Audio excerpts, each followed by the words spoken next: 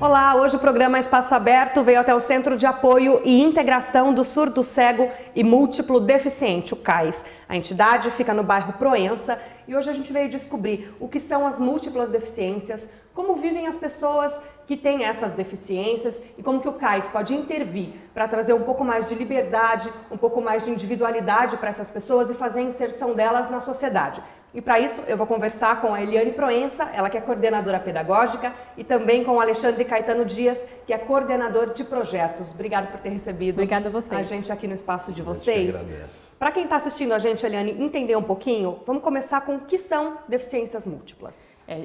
Deficiente múltiplo é aquele que geralmente tem duas ou mais deficiências associadas, né? Então, ele pode ser um deficiente intelectual com uma deficiência física, ele pode ser um deficiente auditivo com uma deficiência intelectual, então é sempre duas ou mais deficiências associadas, né? Quando a gente fala dessa associação, a gente tem como determinar o quanto essa associação é mais ou menos grave ou é caso a caso que a gente avalia isso? Quando são deficiências físicas ou intelectuais, a gente tem até essa possibilidade de perceber qual delas está mais grave, né? Quando são deficiências sensoriais, no caso da visão, da audição, a gente não consegue saber qual delas a gente tem possibilidade de usar mais, qual tem um melhor aproveitamento, né? Quando são físicas, até que sim. Quando são sensoriais, aí já fica um pouco mais complicado. Quais são as principais causas das múltiplas deficiências? Geralmente são por síndromes, né? Então síndrome de Usher, síndrome de West, por meningites durante a gravidez, por partos prematuros, que é uma coisa que ainda acontece, né, no nosso dia a dia, por acidentes de trânsito, né, entre outros, e por outras causas também que a gente ainda não conhece todas, né? Então, eu li que doenças sexualmente transmissíveis também também podem gerar. No caso da sífilis, também pode gerar, né? Aí passa da mãe para o feto, também gera uma deficiência intelectual, uma deficiência auditiva, uma deficiência visual. Então, são várias deficiências que, quando não tratadas ou quando não diagnosticadas precocemente, acabam ocasionando uma deficiência para essa criança que vai nascer, né? Alexandre, vocês atendem hoje aqui só crianças ou também adultos com múltiplas deficiências? Hoje no nosso quadro são crianças e adolescentes. Só que de fato a gente já está se preparando para receber adultos e idosos. Porque há já uma demanda da sociedade que nossos adultos e idosos estão ficando surdos cegos. Surdos cegos, e essa é a nossa especialidade. Então hoje a gente está se preparando para receber essa demanda e fazer um atendimento especializado para dar uma melhor qualidade de vida para eles. Quando a gente fala de um atendimento especializado, a gente está falando em envolver a família dessa pessoa com múltipla deficiência, que na verdade é quem acaba sofrendo mais do que até a pessoa que tem deficiência, porque às vezes, dependendo da deficiência, ela nem entende muito o que está acontecendo com ela. E a pessoa que está, o cuidador é quem tem mais dificuldade para lidar com aquilo, né? Sempre com envolvimento com a família. O contexto familiar ele é muito significativo nessa tratativa do nosso trabalho, né? Então hoje a gente tem a parte de psicólogo, né, que faz essa extensão, né? Não chega a ser uma terapia, mas o trabalho de envolvimento do dia a dia, como que a mãe e os pais vão compreender essa situação, o que eles podem em casa mesmo tá fazendo, estendendo as nossas atividades para a criança em casa também, para ter um melhor desenvolvimento. Então a gente trabalha com esse contexto familiar como um fator principal também. Além do contexto familiar, Eliane, vocês trabalham com vários profissionais para abranger o desenvolvimento aí dessa pessoa com deficiência múltipla em vários aspectos. Qual que é o conjunto do trabalho de vocês? Na prática, como que ele funciona? Então, hoje a gente tem uma equipe formada por terapeuta ocupacional, por fisioterapeuta, por reabilitadora visual, por professora de orientação à mobilidade, por fonoaudióloga e pela pedagoga formada em educação especial. Acredito que esse seja o diferencial na hora do atendimento, porque é o olhar de uma equipe multidisciplinar, né? Então, cada uma delas vai dar a sua contribuição, tanto da parte teórica, né, do que cada especialidade estuda e se prepara, quanto da vivência mesmo dos empregos, dos locais que elas trabalharam anteriormente, né? Então, nem todas elas estão aqui desde o início do CAIS, vieram de outros lugares, então esse olhar de fora, de quem também já esteve em outro lugar e trabalhou com outras deficiências, também ajuda muito. Então, elas, durante o atendimento com a criança, todas elas vão perceber uma mesma criança, né? Então, se eu receber aqui um deficiente intelectual com um deficiente auditivo, eu vou ter a participação de todas elas, não só da fono, não só da pedagoga, não só da fisioterapeuta. Todas elas vão estar envolvidas na realização desse programa individual para esse novo usuário. E no dia a dia, quando necessitar, elas também estarão entrando em atendimento para vislumbrar alguma melhora nesse atendimento. Então, a gente sempre tem o costume de dizer que o CAIS não tem...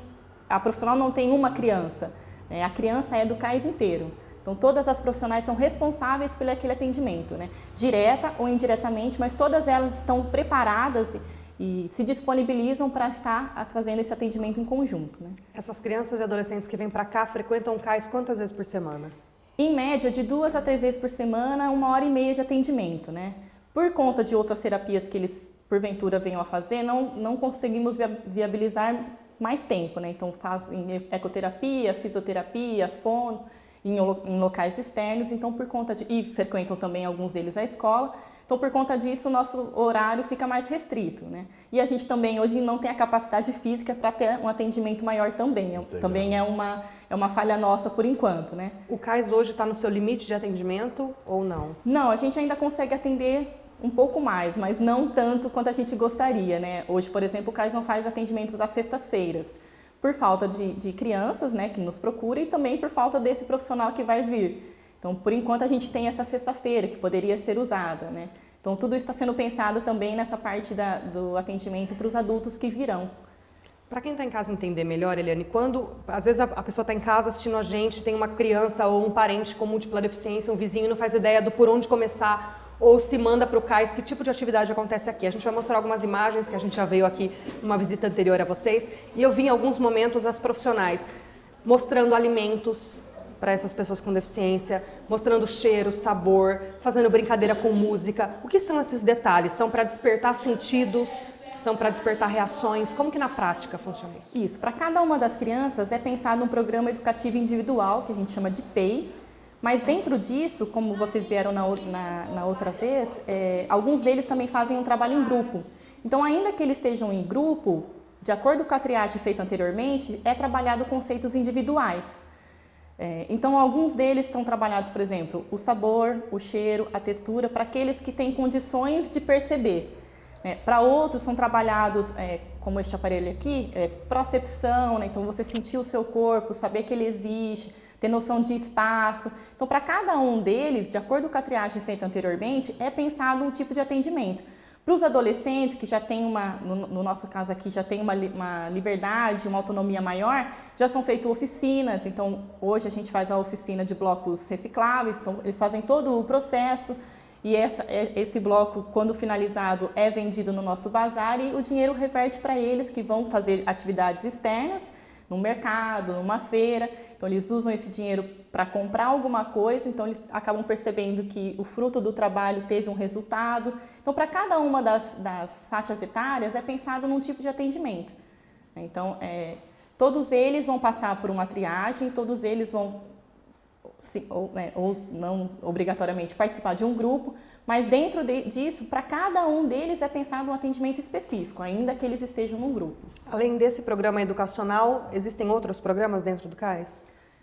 Existe o trabalho com as crianças, né? Então a gente tem aqui intervenção precoce para os de 0 a 3, educação infantil para os de 4 a 7, acadêmicos para o de 7 a 11 e acadêmico funcional, que já é pensando futuramente numa inserção no mercado de trabalho, de 11 até se estender aí mais para frente. Então, para as crianças, esse tipo de trabalho. Para as famílias, a gente tem hoje, conta com o apoio da psicóloga, então ela faz grupos de conversas, de bate-papo com essas famílias. Temos também lá embaixo o nosso bazar, né, onde a gente tem uma voluntária que trabalha com essas mães a confecção de algum material que elas possam revender e reverter para elas um dinheiro, já que elas têm esse compromisso de estar sempre levando os filhos a alguma terapia. Então, para elas também terem a oportunidade de estar no mercado de trabalho, ainda que tenham outros compromissos, né? Então, dar essa oportunidade para elas também. Temos algumas parcerias, então a gente ministra cursos dentro da nossa área, né, da deficiência múltipla e da surdo-cegueira, para a rede municipal de Campinas, para a região municipal de Campinas, para algumas faculdades. Temos o projeto Amassa Lata com os adolescentes, temos o projeto Música para Sentir e temos o pedagógico, brinquedos pedagógicos com sucata. Né? Então, que a gente geralmente oferece para a comunidade local vir até aqui e aprender a fazer esses brinquedos, para usar também com os seus filhos que não necessariamente têm alguma deficiência. Né? A ideia, Alexandre, de trazer a comunidade local para dentro do CAIS é uma forma de inserção na sociedade dos dois lados? Com certeza. Isso até é um princípio para a gente fazer as vivências externas aqui também, né? Vocês saem com o pessoal de dentro do CAIS? Com o pessoal. E então, de uma certa forma, eles começam a se ver, né, e se envolver com a nossa causa. Eu acho que a comunidade sempre é um fator que pode ser um diferencial no sentido de acolhimento, né? Acolher a nossa instituição, a nossa causa, partir do princípio que a comunidade são os mais próximos da gente, a gente vai sempre estar potencializando isso, essa questão de envolver a comunidade na nossa causa. A gente ouve uma grande preocupação de todos os lados de preparar as pessoas que têm deficiência para conviver fora do seu espaço, fora do seu ambiente. Mas a gente também precisa se preocupar em preparar a sociedade para receber essa pessoa, mais do que preparar o deficiente, porque a gente fala, vamos preparar o deficiente para ele chegar numa sala de aula e achar que é normal aquela situação para ele. E o resto? Até é uma questão importante, porque a gente fala muito de inclusão social. Só que a gente tem o lado social disso, tem a integração social. Não adianta somente a inclusão colocar ali, inserir ali. Não, precisa de uma integração, precisa ser um envolvimento das partes. E esse envolvimento aí demanda uma acessibilidade, né? Você ter o discernimento de como a abordagem ao tipo de deficiência que aquela pessoa tem. Então são fatores para que a gente de fato faça a inclusão social. E ela só é feita quando tem integração. A maior prova de que a nossa sociedade não está preparada para lidar com a pessoa com deficiência são os próprios pais. Porque o pai se depara com um filho com deficiência que às vezes ele não estava esperando e ele fica perdido, não sabe por onde começar, não sabe como alimentar. A gente vai falar disso no segundo bloco e vai contar uma experiência que a gente ouviu aqui dentro do CAIS. Mas existe uma dificuldade dos pais, dos próprios pais, Eliane, de fazer a inserção dessas crianças? Existe, mas eu acredito que exista principalmente por esse fator da sociedade não estar preparada para receber. Então começa desde quando essa mãe recebe um diagnóstico, como esse diagnóstico é passado para ela. Choque. A gente vai contar no segundo bloco a experiência de uma mãe, uma avó que frequenta aqui o CAIS, que ficou assustada. O médico chegou a dar para ela a possibilidade de aborto. Exato. Falou, olha, a gente fez tudo que pôde, a sua filha, a neta dela teve meningite, a gente vai contar os detalhes depois, mas ela teve meningite, ficou paralítica, ficou cega, e ele disse, o médico falou, você quer continuar? Isso. E ela assustou, falou, poxa, minha neta, eu quero ter, esperei esse tempo todo, né? Exato. E essa é uma fala constante. A maior parte das famílias que chegam até o CAIS já ouviram do médico, o seu filho vai vegetar, o seu filho não vai ter condições de aprender nada. Então já começa, só cuide, já começa quando ela recebe esse diagnóstico.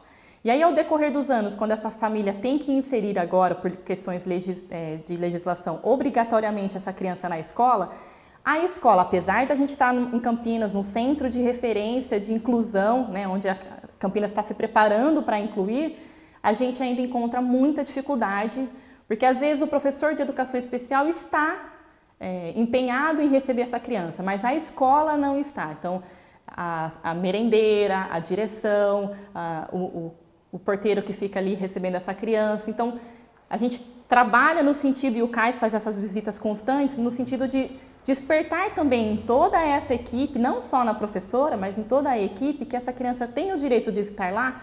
Por questões de legislação? Tem, mas ela também tem porque ela é um cidadão, ela é uma pessoa, né? Ela é um ser humano que tem o direito de participar da sociedade, né? Mesmo que hoje isso seja feito na base da legalidade, Sim. Porque é obrigado, sim. Mas foi a forma encontrada para fazer a inserção, porque senão não ia acontecer. Não porque ia a gente acontecer, sabe que no passado pessoas com deficiência ficavam dentro de casa trancadas, literalmente vegetando. Exato, por esse medo. Possível, né? Até hoje é possível você encontrar pessoas deficientes que vivem nessas circunstâncias. Isso é um dos nossos objetivos também, essa divulgação, né?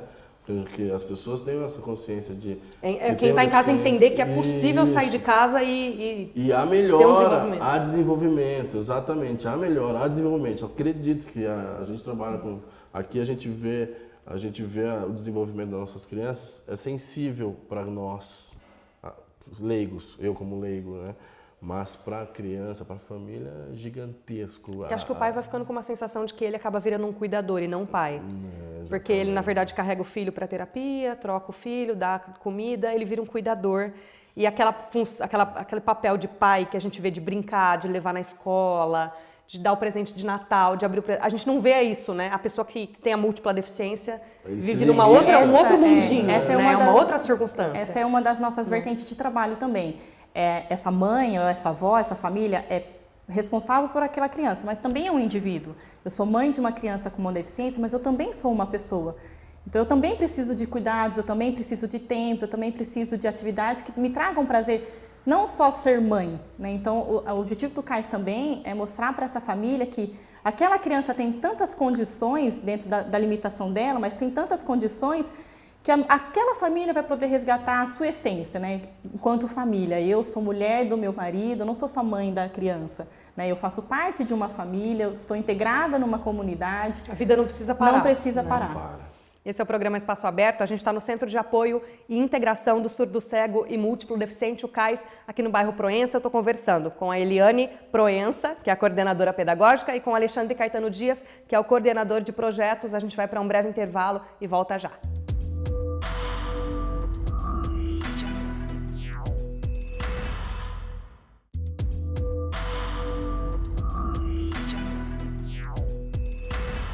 Estamos de volta, esse é o programa Espaço Aberto. Hoje eu converso com o Centro de Apoio e Integração do Surdo Cego e Múltiplo Deficiente, o CAIS. A entidade fica no bairro Proença e eu converso com o Alexandre Caetano Dias, que é coordenador de projetos, e com a Eliane Proença, que é coordenadora pedagógica. Antes da gente começar o bate-papo, você assistiu um VT, a gente veio aqui na semana passada conversar com o CAIS e ouviu a Eliana Francisca da Silva. Ela é a avó da Isabelle Luiza. A Isabelle tem 4 anos e aos 35 dias de vida ela teve meningite. A avó conta pra gente um pouquinho da experiência dela e como o CAIS veio para mudar essa realidade. A gente já volta.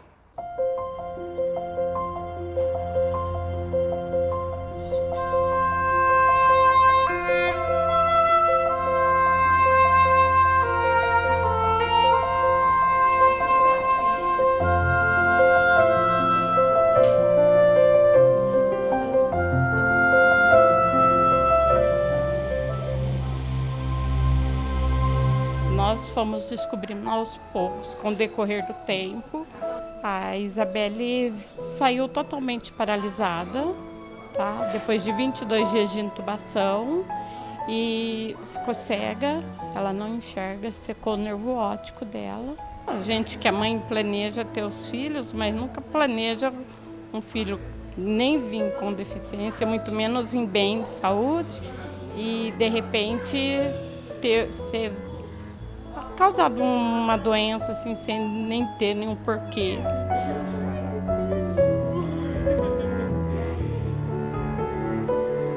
Hoje o que eu sei, como eu lido com a Isabelle, eu sempre falo para elas, eu dedico ao CAIS, porque foi aqui no CAIS que eu aprendi, eu, a mãe dela, a lidar com a Isabelle. Nós não sabíamos nada, não sabíamos como tratar da comida, não sabia como dar um banho. Tá? E tudo isso nós aprendemos aqui, porque até então você está preparada para cuidar de um filho, de um sobrinho, um neto perfeito, não com deficiência. E quando você se depara com esse tipo de problema, aí você vê quantas dificuldades os outros têm.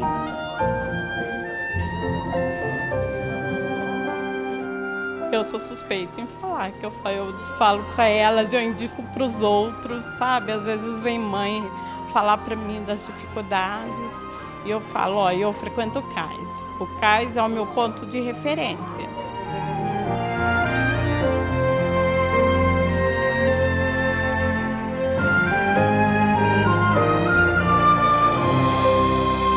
Bom, a gente está de volta e assistiu aí a experiência da Eliana, que é a avó da Isabelle Luiza. Ela abre o nosso bate-papo dizendo, quase morri do coração. A gente planeja ter um filho, planeja ter um neto, mas nunca com deficiência. É assim, Eliane, para todo pai, mãe, avó que tem um filho com deficiência ou deficiência múltipla, é sempre um susto? É sempre um susto, porque é o que essa avó comunicou para vocês no dia da entrevista. Você espera, e esses 9 meses são todos o bebê, o enxoval, o quartinho, como que vai ser, que cor vai ser os olhos, que cor vai ser o cabelo. E quando você recebe a notícia de que ele talvez não seja uma criança que vai andar, talvez não seja uma criança que vai enxergar, talvez seja uma criança que não vai ouvir, né? Então a mãe já não vai mais ter a oportunidade de falar bom dia, meu filho vem até onde eu estou. Então esse choque inicial a grande maioria vive esse momento, né? Então para algumas famílias, e são poucas exceção, esse trauma passa em 1, 2 anos, ela começa a ver possibilidades, começa a procurar lugares que possam atender, mas na maior parte, esse luto, né, que a gente chama, dura muito tempo, dura 4, 5, 6 e às vezes não vai passar. Mesmo com o trabalho de uma instituição, não necessariamente o CAIS, mesmo com o trabalho de uma equipe formada, especializada e pronta para receber essa criança, essa família, nem sempre a gente vai obter sucesso, né? A Eliana vive um pouco desse luto, porque ela contou pra gente que tanto a filha como o genro tiveram depressão após o nascimento da Isabelle e que, na verdade, ela se tornou a cuidadora e a responsável e quem traz, inclusive, a Isabelle no CAIS. E ela que participa. Como você disse, tem pais que nunca saem. Não, a gente tem, inclusive, na hora que a família recebe esse diagnóstico, de pais que abandonam, então fica só a mãe. E a mãe, na ausência de um apoio, de uma estrutura, também se vê desesperada e também entra nessa depressão, nesse desespero. Eu sozinha vou cuidar como? Né? Eu sozinha vou prover alimento, vestimenta e o que mais que essa criança for precisar, como sozinha? Então aí entra os avós, entra os tios, entra a família. Por isso que a gente fala que, e aí a sociedade em geral, quando você programa ter um filho, não é só a vontade de ter um filho, né? Você tem que pensar em tantas outras coisas, como que você vai cuidar, quem vai cuidar, como que financeiramente você vai estar preparado para isso. E quando essa estrutura se desestrutura, fica mais difícil conseguir levar adiante essa nova empreitada, né? Ser pai, ser mãe. A gente está falando também de uma dificuldade financeira por conta de equipamentos que essa criança pode precisar. Sim. Uma criança com deficiência, de paralisia, que precisa de uma cadeira como essa que a gente está vendo aqui. Quanto custa uma cadeira dessa, Eliane? Geralmente, a média são de 4, 5 mil reais, quando não é necessário fazer tantas adaptações, né? Então, para cada criança, é feito um tipo de adaptação na cadeira, não é uma cadeira padrão. Então, dependendo do tipo da necessidade da criança, quanto mais adaptações tiverem que ser feitas, mais caro vai ficando. Mas é mais ou menos isso, uns 4, 5 mil reais. Não é todo mundo que tem esse dinheiro disponível para pagar um conserto e uma adaptação dessa. Então, já dificulta também o transporte, a locomoção para os lugares que essa criança tem que frequentar. A gente falou, Alexandre, no primeiro bloco, da questão da notícia para o pai e para a mãe, e que muitas vezes a equipe médica acaba falando, olha, você não quer optar por tirar a vida dessa criança, uma vez que ela vai vegetar e uma série de coisas. Além dessa reclamação, desse depoimento da Eliana, de falar, olha, o médico me sugeriu tirar a vida da minha neta, como assim? Ela também falou que faltou muita orientação, que em nenhum momento o corpo médico disse para ela, olha, procure a ajuda de uma entidade específica, procure a ajuda de um psicólogo, procure ajuda. Ela saiu perdida do hospital, finalmente ela veio parar aqui. Porque é tão difícil para um corpo clínico, para um corpo médico orientar, falar, daqui para frente faça dessa forma. Às vezes a gente até não cabe a gente julgar, né? Porque às vezes o contexto que eles trabalham é tão mecânico, né? Que eles ficam ali naquele formato e a gente sabe que a situação da saúde também não está, né, das mais fáceis. Então não vou julgar, assim, até para não... Porque são médicos, né? São salva-vidas e a gente não... São pessoas que fazem parte da nossa sociedade e fazem a diferença. Agora... O ideal é que tivesse orientação. Orientação, exatamente. A gente vem até procurando elaborar um projeto, né, de fazer... A gente tem esse projeto de intervenção precoce, mas que ele começasse no hospital. Um corpo profissional do CAIS ou de juntar outras instituições para a gente estar presente no hospital e quando foi identificado, diagnosticado já essa questão da deficiência, essa pessoa já recebeu uma assessoria. Tá? Hoje esse projeto está no papel, porém a gente precisa arrecadar fundos para executá-lo, né? Mas que isso é necessário. Lógico, o médico ele tem uma infinidade de comprometimentos, né? Que ele tem que conhecer, Lógico, ele teria que ter um pouquinho de conhecimento sobre a questão de abordagem da família que vai ter um deficiente ou do deficiente que acaba de nascer. E a gente sabe que não consegue saber de tudo. Então, se ele ter uma possibilidade de estar recebendo uma equipe que cuida só desse tema, com certeza a gente vai ter aí uma qualidade de vida muito melhor para essa criança e para a família na hora do recebimento de uma notícia tão difícil. Essa questão, esse choque é muito traumático, né? Você, seu filho, agora só cuide, né? Ele vai vegetar. Então, a gente precisa ter uma sensibilidade maior nesse momento e eu acredito que construir esse trabalho em conjunto com as instituições, os hospitais, é uma forma da gente amenizar esse drama que a família vive. A gente conta hoje com alguns parceiros, né? Então alguns médicos, de tantas crianças serem encaminhadas por nós, quando chega uma criança diferente, né, que não faz parte do nosso quadro, eles encaminham para a gente, por já nos conhecer, por saber do trabalho, por saber do diferencial. Então eles acabam já fazendo esse encaminhamento, mas ainda falta muito, né? E seria interessante que a gente conseguisse mesmo estar presente nesses locais. E acho que a ideia é que o pai tenha pelo menos o mínimo de conhecimento. A Eliana contou pra gente que, como ela não tinha dimensão da deficiência que a filha teve, que a neta teve, como na verdade ela teve hidrocefalia, paralisia total e cegueira, né? Ela teve as 3 coisas ao mesmo tempo. Ela falou, a gente espera que quando a gente vá vestir a roupa na nossa neta, ela levante a perna e ela não tem reação nenhuma. Eu não sabia trocar a fralda dela, eu não sabia vestir, eu não sabia como entregar, como dar o alimento. Deve ser desesperador. Deve. E a gente também tem que pensar que, mesmo nós que somos profissionais formados, desconhecemos inúmeras deficiências, né? Então, a minha formação, por exemplo, eu trabalhei sempre com deficientes auditivos. E mesmo neste meio de educação especial, hoje aqui no CAIS eu vejo algumas deficiências que eu nunca tinha ouvido falar. Então, até para essa equipe médica ou para essa família, é mais complicado ainda por estar fora de entender, de saber como lidar, do que fazer, aonde procurar, que recursos ter. Né? Até tem o caso da nossa fundadora, fono, né? E ela passou, e ela, no consultório dela, ela recebeu um surdo cego.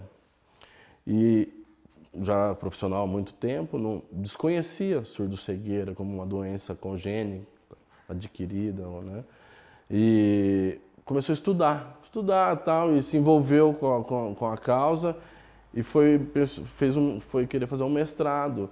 E tendo a Unicamp aqui, ela achou que até seria mais fácil, mas ela... Referência, né? Uma referência, e ela foi à procura e várias portas se fecharam pelo desconhecimento dos próprios médicos com surdo-cegueira. Ainda é um pouco desconhecida essa questão da múltipla deficiência. Ainda é muito desconhecido. Exatamente. E nesse fato, ela conseguiu depois fazer esse mestrado, né? E hoje é uma questão nossa também da divulgação. O CAIS surgiu de uma demanda que não era atendida. Você viu? Você falou, ela não podia ser atendida na casa paralítica porque lá eles só vão trabalhar os paralíticos. As deficiências associadas não tinham um atendimento, a parte sensorial. Então ela viu que Campinas não tinha, região metropolitana não tinha um atendimento especializado. E essa pessoa às vezes não conseguia ser atendida, o deficiente. Aí ela falou, não, a gente precisa de alguma coisa. Aí começou o trabalho no consultório dela, tentando receber uma sala pequena, metade dessa, né, com toda a dificuldade do início de trabalho. E com cada vez mais ela se profissionalizando, ela conseguiu hoje... A gente completou 11 anos, né? Agora em setembro, envolvimento de várias pessoas. E hoje Campinas tem a única entidade hoje que trabalha surdo-cegueira e o múltiplo deficiente sensorial. Então, às vezes, a criança passa por várias entidades até chegar aqui. A gente fala que tem um funil, né? Que a pessoa vai fazendo um filtro, né? Até chegar... Que foi o caso da Eliana, né? Que é um dos casos das crianças mais comprometidas da nossa sociedade, assim, né, em questão de deficiência. Essa família chega, por exemplo, numa escola de educação especial só para surdo, como a que eu trabalhei, se ela também for cega, já não vai atender. Então, se ela chega no braille ou na provisão que é para cego, se ela for surda, também já não vai atender. Então, Campinas tinha várias instituições, mas cada uma delas com uma única especialidade. Ou só surdo, ou só cego, ou só múltiplo deficiente. Quando tinha mais uma, né, associada, então ele virava múltiplo deficiente, Campinas já não conseguia atender. Então aí a Márcia começou a buscar parceiros, a buscar pessoas interessadas em também abraçar essa causa junto com ela, e aí surgiu o CAIS. Existe uma estimativa de número de campineiros com múltiplas deficiências? Eu tenho só uma estimativa do Grupo Brasil, que é de São Paulo, de 2002, que eram cerca de 250 pessoas surdo-cegas somente, né? Essa quantidade de múltiplos deficientes eu ainda não desconheço. Pelo IBGE a gente tem uma estimativa de deficientes, que em 2000 era 14%, e agora, de 2010, foi para 24% deficientes. Então, a gente quarto. Em geral, né? Deficiências em geral. Em geral. Quase que um quarto da população, a gente pode dizer. Exatamente. Então, é uma demanda que a gente precisa prestar mais atenção, ter mais sensibilidade para observar. Esse é o programa Espaço Aberto. A gente está aqui no CAIS, no bairro Proença, e eu estou conversando com o Alexandre e com a Eliane. Nós vamos para um breve intervalo, já voltamos para o último bloco. Até já.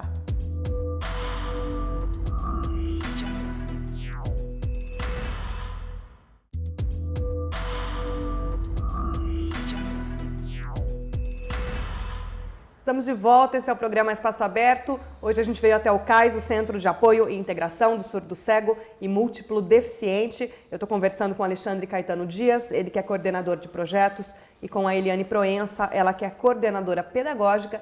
E para esse último bloco a gente preparou um vídeo em que a gente ouviu o vereador Vinícius Gratti, ele que veio até a entidade CAIS, aliás, ele quem indicou para o programa Espaço Aberto conhecer os trabalhos do CAIS. Ele veio em uma visita com a gente, ele já foi presidente da Comissão de Direitos Humanos e de Cidadania da Câmara, hoje ele é membro desta comissão, veio em visita com a gente, fez questão de dar o seu depoimento a respeito dos trabalhos do CAIS, e a gente ouve aí o depoimento do vereador antes de começar o último bloco. Até já.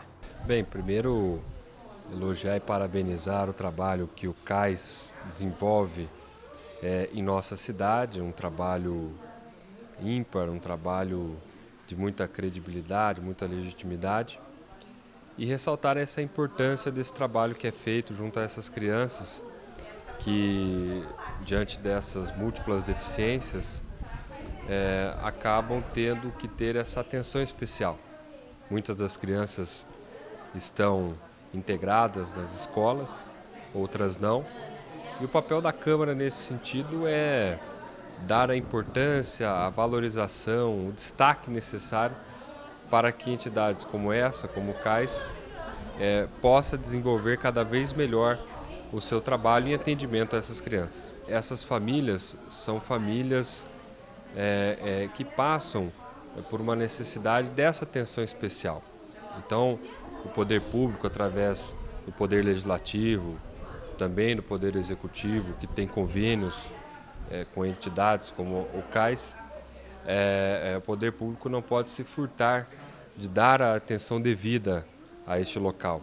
Então eu quero dizer que através da Comissão de Defesa dos Direitos Humanos e Cidadania da Câmara e também outras comissões afins, a Câmara tem sim que estar presente aqui em todas as entidades que prestam serviços semelhantes. Estamos de volta e a gente ouviu aí, Alexandre, o vereador Vinícius Gratti falar da importância de envolvimento do poder público para ajudar e divulgar o trabalho de vocês. Hoje, qual é o vínculo que o CAIS tem com o poder público? Já existe algum tipo de apoio, algum tipo de verba? Como que é feito isso? Isso. Hoje a gente tem um convênio, né, com a Secretaria de Educação. Temos também um convênio com a Secretaria de Assistência Social. E a gente faz um trabalho no qual, de fato, o Estado ele não conseguiu atender. Então, quando o efetivo nosso consegue mobilizar e fazer atender essa demanda, a gente sempre busca o envolvimento do poder público. E, de fato, eles podem fazer a diferença. Não na totalidade, porque, de fato, eles não conseguiram, mas com uma construção conjunta e a questão de recursos não só financeiros, mas os recursos permanentes, material de trabalho. Então a gente se envolve bastante com o poder público e quanto mais melhor, né? Que a gente tem que a nossa questão de rentabilidade financeira às vezes não é o quanto a gente precisa, mas a gente vem se trabalhando em conjunto há algum tempo já. Digamos que a contrapartida é razoável, uma vez que, como você mesmo disse, o CAIS acaba tendo uma demanda que seria uma obrigação do poder público, mas que hoje ele não tem condições de atender. Então o CAIS entra como parceiro. Isso. A parceria está no mesmo nível. Hoje a gente já tem também o título de utilidade pública municipal, utilidade pública estadual e utilidade pública federal. O que já permite alguma liberação de verba e de apoio. Do Estado, da Federação.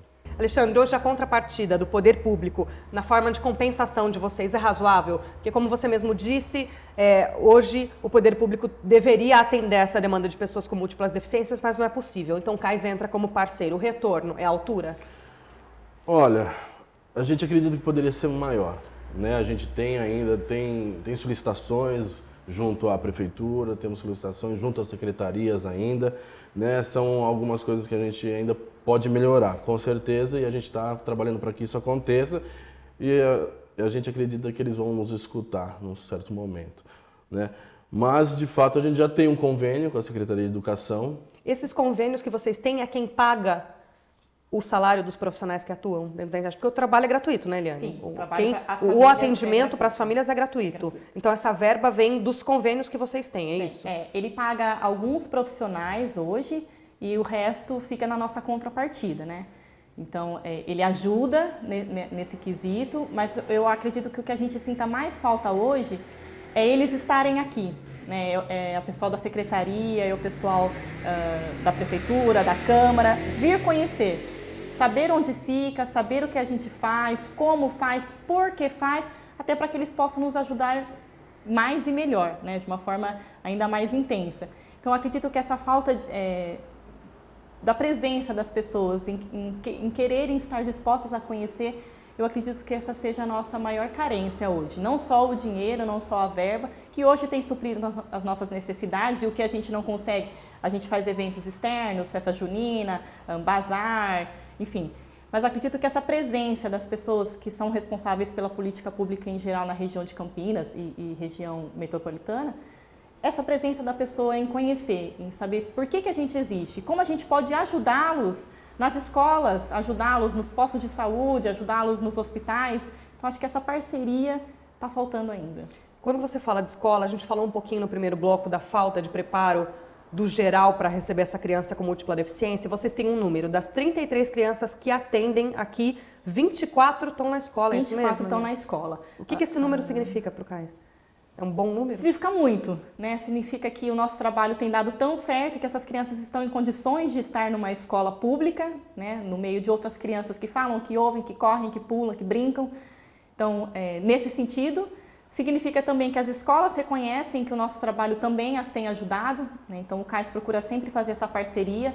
Chegou aqui, está na escola, nós vamos até a escola vem até aqui, os profissionais responsáveis pelo atendimento dessa criança na escola passam pelo nosso atendimento, então são orientados pelas facilitadoras daquela criança, são orientados pela equipe em geral, participam desse atendimento, entendem o nosso trabalho, porque algumas pessoas falam assim, vocês não fazem terapias.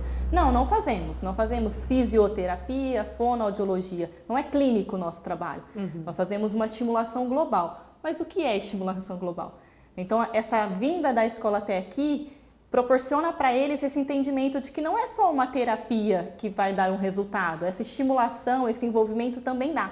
Então, algumas das professoras, quando chegam aqui, a fala delas é muito interessante.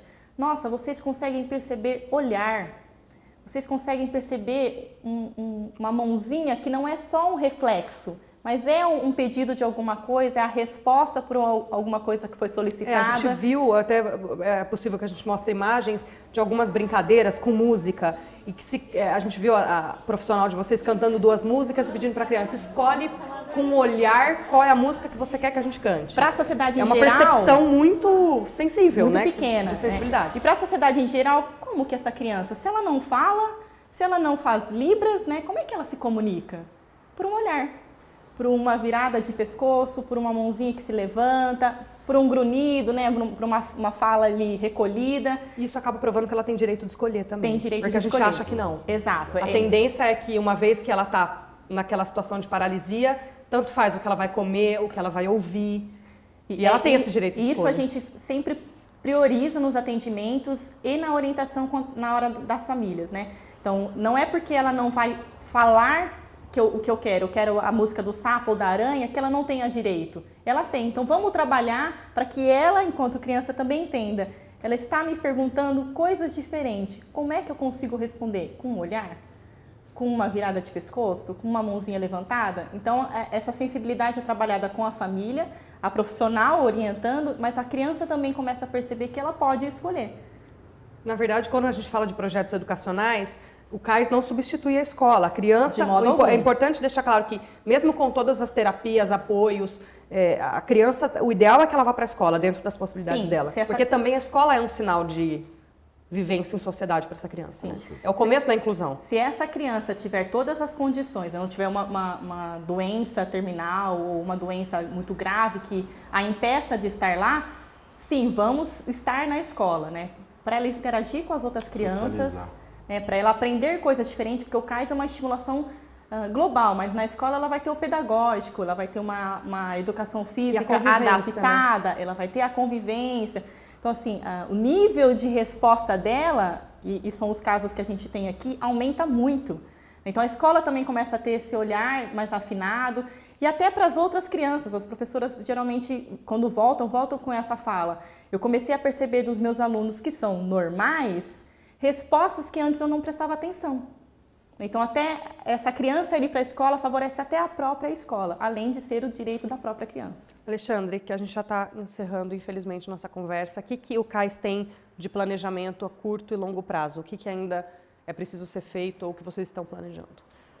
A questão, a gente hoje tem uma perspectiva de uma demanda de adultos e idosos, né, que a gente vai tá se preparando para iniciar a recebê-los, né?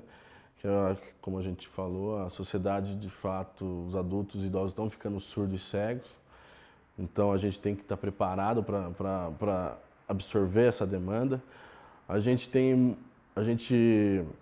Dentro da nossa realidade atual, logicamente, a gente ainda busca recursos financeiros, principalmente para aumentar nosso recurso humano, né? Como a Eliane falou, de fato, hoje a gente não fala que está no máximo no nosso atendimento, mas está próximo do máximo, e a gente precisa aumentar nosso recurso humano porque a gente sabe que tem demanda esperando, tem espera para poder ser atendido, né? Então, só que eu só posso atender se eu tiver recurso humano, porque cada criança ou adulto que vier para cá tem uma pessoa de referência, então demanda uma carga horária de um profissional.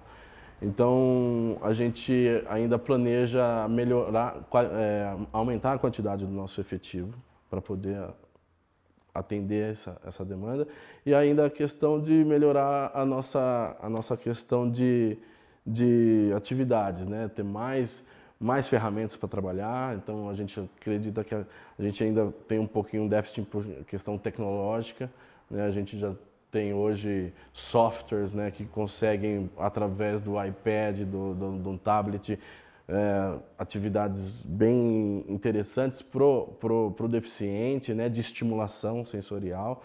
Então, a gente ainda precisa investir mais nessa questão tecnológica, né, como a comunicação assistiva, né, para a gente estar efetivo com isso. Então, a gente tem bastante coisa para ser feito. Então, a gente vai trabalhar e vamos, até agradecer vocês na questão da divulgação, porque, como eu falei, a gente precisa ser divulgado, ser conhecido, para também ser reconhecido. Eu acredito que nesse ponto a Câmara Municipal está agradecer o vereador também, que ele esteve aqui, né, e sentiu um pouco da nossa realidade, que é uma realidade diferente. Ele, até fazendo uma observação, ele falou: gente, a gente não tem problema, tá? Então vamos partir do princípio que a nossa vida é uma maravilha. Então eu acredito que isso é uma mensagem que pessoas que vêm conhecer aqui sabem que tem coisas mais difíceis, para o enfrentamento. Então vamos ficar reclamando, vamos trabalhar. Então é isso que o CAIS está fazendo. Eliane, quando a gente conversou com a Eliana, ela disse: ter uma neta com deficiência múltipla é matar um leão por dia. Qual que é o maior desafio de lidar com essas pessoas com deficiência múltipla e o que tem de planejamento, o que tem de mais desafio daqui para frente para o CAIS? Olha, eu acredito que é entender as possibilidades que essa criança tem, porque geralmente a família e algumas vezes até a gente olha para a criança e fala: poxa, ela não tem uma visão, ela não tem uma audição, ela não anda, o que será que vai dar para ser feito? Então, acredito que, e essa a nossa ideia sempre, a gente partir do princípio do que essa criança tem.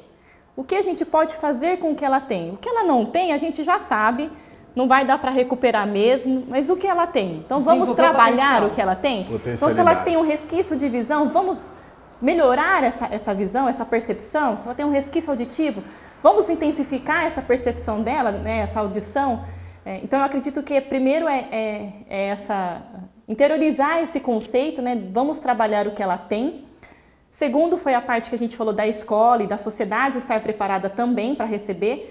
O CAIS hoje faz atividades externas com todos os grupinhos, né, desde a intervenção precoce até os adolescentes, e nem sempre nós somos tão bem recebidos nos locais que nós vamos, né? Então, essa sociedade também olhar para a gente com os olhos de entendo que vocês têm direito, quero participar, quero poder estar junto e no que eu puder ajudar, favorecer que eles estejam aqui, né? Que vocês estejam aqui. Acredito que essa também seja uma outra preocupação. E trabalho, né? Trabalho sempre vai ter, e acredito que a partir do momento que a gente vai intensificando as nossas ações, vão surgindo outras demandas e outras questões a serem pensadas, mas acredito que a princípio seja isso. Gente, obrigada por ter recebido a gente. CAIS que agradece. Muito obrigada pela oportunidade. Pelos 11 anos aí de trabalho de vocês. E eu deixo para você que está nos assistindo, vai aparecer aí na tela as formas de contato para que você possa ajudar, pedir orientações ou até indicar para pessoas que tenham múltiplas deficiências. O CAIS tem uma página na internet que é a www.caiscampinas.org.br. Eles também têm fanpage, basta você entrar no Facebook e digitar CAIS ou Centro de Apoio de Integração do Surdo Cego e Múltiplo Deficiente, você vai achar a página deles e também tem o telefone, que é o 19 3239 1456. Esse foi o programa Espaço Aberto. Eu estou aqui no CAIS, no bairro Proença, na cidade de Campinas. Eu conversei com Alexandre Caetano Dias, que é o coordenador de projetos, e com a Eliane Proença, que é a coordenadora pedagógica. Obrigada, gente. Obrigada a você pela sua companhia. Continue com a nossa programação e até o próximo Espaço Aberto.